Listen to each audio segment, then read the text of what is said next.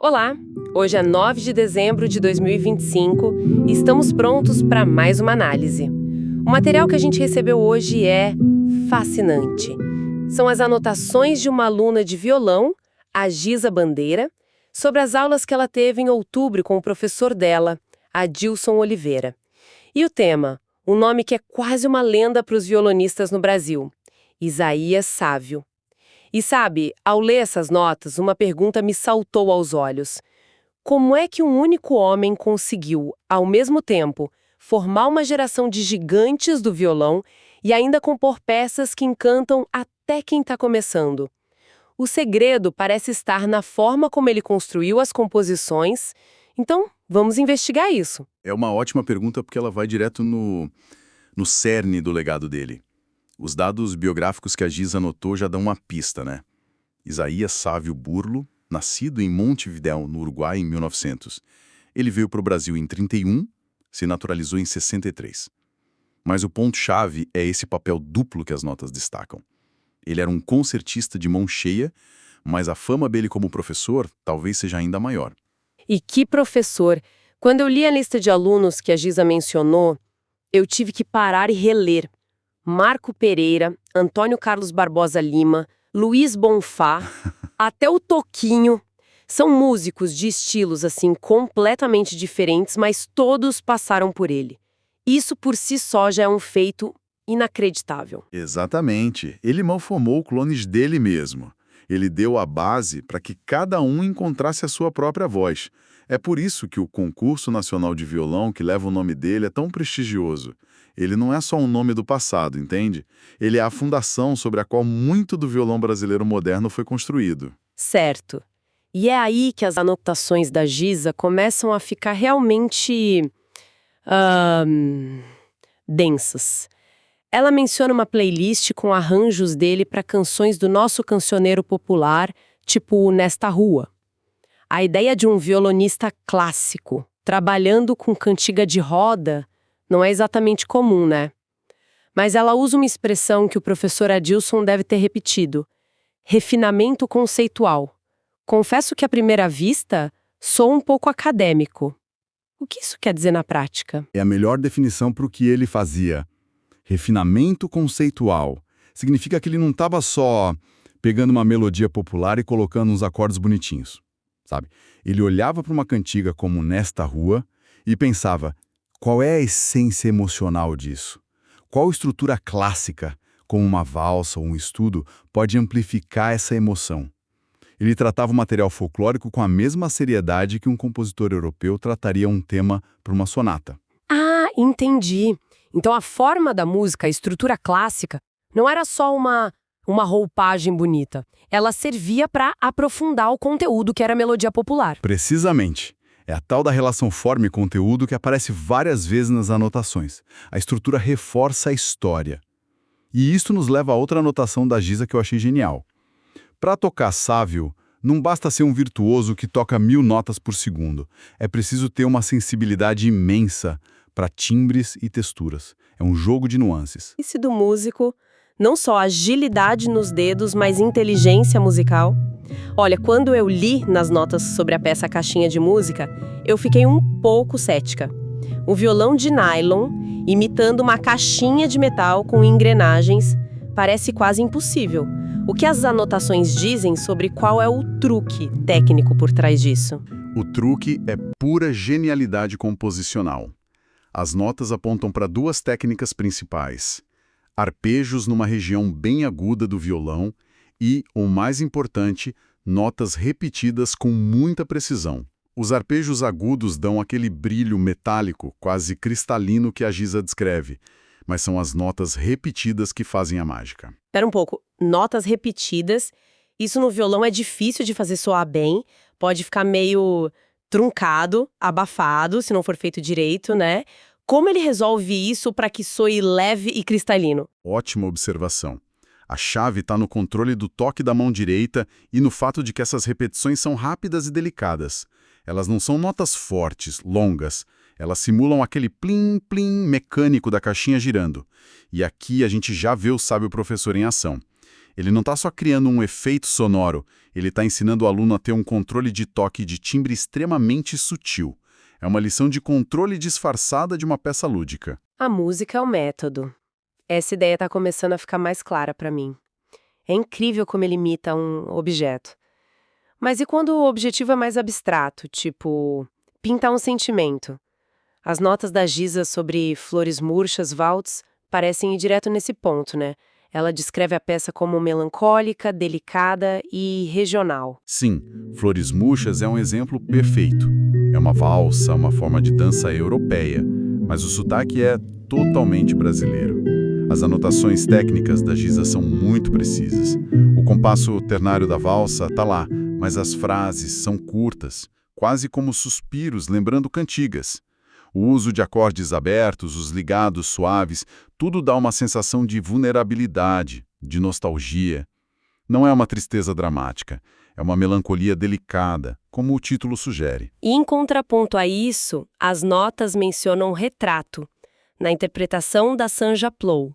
A descrição é um equilíbrio entre técnica refinada e expressão emocional profunda. Parece um passo além da melancolia de Flores Murchas.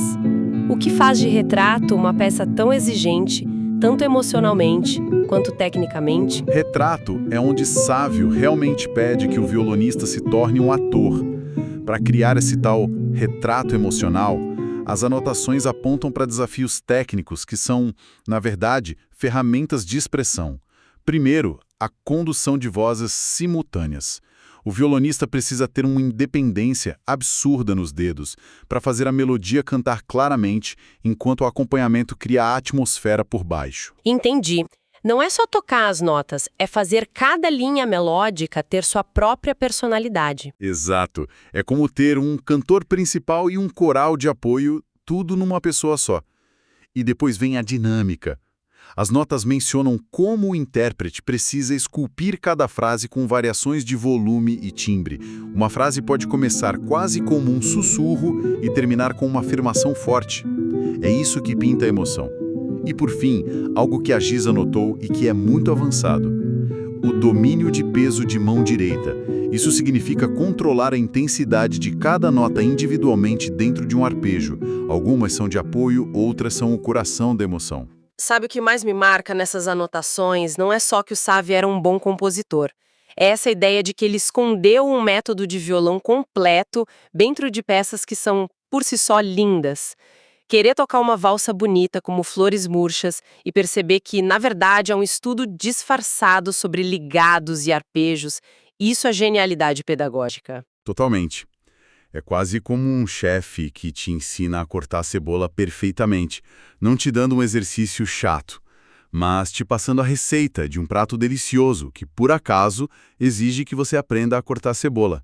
Você aprende a técnica porque quer chegar no resultado final, que é a música. Imagino que você esteja falando de Despedida, então. As notas da Giza são super diretas aqui, apontando a peça como ideal para desenvolver coordenação. Vamos olhar mais de perto o que ela notou de técnica. Despedida é a peça número 7 da coletânea 10 Brazilian Folk Tunes e é um exemplo cristalino do sábio professor. A Giza aponta que, para a mão direita, a peça é toda construída em arpejos simples. É um exercício perfeito para automatizar o movimento P, I, M, A. O polegar, indicador, médio e anular? Isso. E a Giza aponta aqui que nesse arpejo a mão direita faz um movimento super limpo, quase como se os dedos estivessem dançando nas cordas de forma ordenada. É um exercício de coordenação disfarçado de melodia. E para a mão esquerda? Para a mão esquerda, a genialidade é outra. As posições dos acordes são, na maioria, fixas, com poucos deslocamentos pelo braço do violão.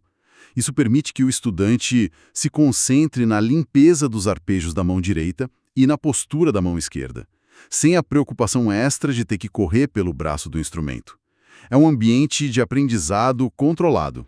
E o mais bonito é que a harmonia com os acordes menores, as resoluções suaves, cria exatamente o clima melancólico que o título Despedida promete. Exatamente. O aluno não está fazendo um exercício mecânico, ele está tocando um sentimento. Isso é fascinante. Ele projeta a peça inteira para resolver um problema técnico específico, mas a embala de um jeito que ela se sustenta como música. E imagino que, conforme o aluno avança, as peças ficam mais complexas, como em serões, que as notas também mencionam. Exatamente. Serões é o próximo nível. As notas da Giza aqui são muito perspicazes. Ela menciona a dificuldade de destacar linhas melódicas internas. Não é mais só a melodia principal que canta, mas também contrapontos que aparecem no meio da harmonia. Isso exige um controle de articulação muito mais refinado. E a Giza também levanta uma suspeita sobre o ritmo da peça, não é? Algo sobre alternância de compassos? Sim, ela diz que tem a impressão de que a música oscila entre um ritmo binário e um ternário. Essa ambiguidade rítmica é uma característica sofisticadíssima e muito presente na música latino-americana. É um desafio que exige uma maturidade musical para ser executado com naturalidade. Serões não é mais sobre aprender a dançar, é sobre aprender a flutuar entre ritmos. Ela também nota o uso de cordas soltas, um balanço que é a cara da música sul-americana. Já não é mais um estudo para iniciantes. Ok, então vamos juntar as peças. Ao olhar para todo esse material, fica claro que a resposta para aquela pergunta inicial, como ele foi um grande mestre e um grande compositor ao mesmo tempo, é que as duas coisas eram uma só. Ele não separava o ato de ensinar do ato de compor. Ele arquitetou um caminho de aprendizado para o violão que é feito de música de verdade, não de exercícios áridos. É isso. O legado dele como professor faz todo sentido quando você analisa a música dele. Ele deu aos seus alunos, e a todos nós, um repertório que ensina enquanto encanta. Ele nos mostrou que a gente não precisa escolher entre uma peça bonita e um bom estudo. A mesma composição pode e deve ser as duas coisas. Como você disse antes, a própria música é o método. Esse é o grande ahá que as notas da Giza nos proporcionam. Uma exploração realmente profunda, e tudo a partir da perspectiva de alguém que está vivenciando essa descoberta agora. Então, a gente viu a importância biográfica dele, essa figura central, a filosofia de unir o erudito e o popular de uma forma conceitualmente rica, e a genialidade de transformar composições em ferramentas de aprendizado expressivo, onde cada detalhe técnico tem um propósito musical claro. Exato. E talvez a gente possa deixar uma reflexão final, especialmente para quem, como a Giza, está estudando essas peças. As notas dela analisaram brilhantemente como a técnica serve ao conteúdo. Uma inversão interessante desse pensamento ao tocar seria como o conteúdo emocional de uma peça como Despedida ou Retrato pode guiar a própria execução técnica. Em vez de pensar, preciso fazer um ligado aqui, o músico pode se perguntar, que sentimento esse ligado precisa expressar para contar a história dessa despedida? Talvez a maior lição de Sávio seja que no violão, a técnica mais refinada é aquela que se torna invisível, servindo apenas a música e a emoção.